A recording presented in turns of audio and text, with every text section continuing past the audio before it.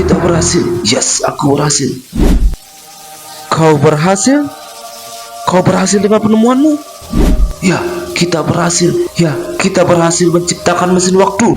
Aku akan menggunakan mesin waktu ini. Tetapi, ke tahun berapa?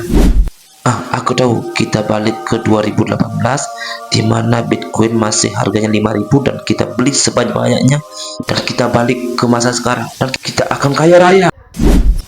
Jangan, itu hanya membuat kita kaya untuk sementara. Bagaimana kalau kita balik ke tahun 2016?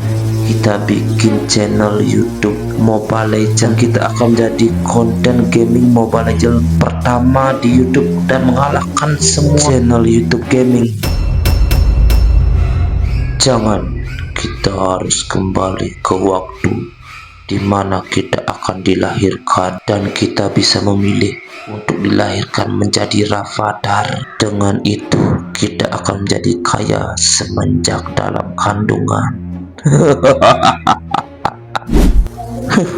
Boleh juga idenya. Oke, baiklah.